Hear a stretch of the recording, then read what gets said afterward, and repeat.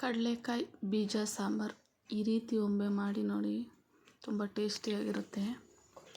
ತರಕಾರಿ ನಾವು ಕೋಲು, ಆಲೂಗಡ್ಡೆ, ಮೂಲಂಗಿ ನೋಡಿ ಕಾಳು ಜೊತೆಗೆ ಹಾಕ್ಕೊಂಡು ಒಂದು ವಿಸಿಲ್ ಹೊಡ್ಸ್ಕೊಳ್ಳೋಣ.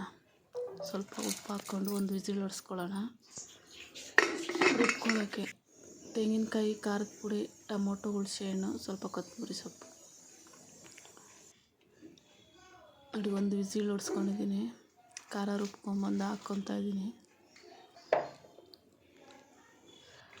ಒಂದು ಕುದಿ ಇಕ್ಬಿಟ್ಟು ಜಾರ್ ತೊಳೆದಿರೋ ನೀರು ಹಾಕ್ಕೊಂಡು ಒಂದು ಕುದಿ ಕುದಿಸ್ಬಿಟ್ಟು ಒಗ್ಗರಣೆ ಮಾಡ್ಕೊಳ್ಳೋಣ.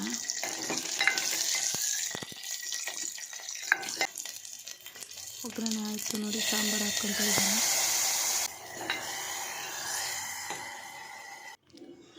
ಸಖತ್ ಟೇಸ್ಟಿಯಾಗಿರುತ್ತೆ.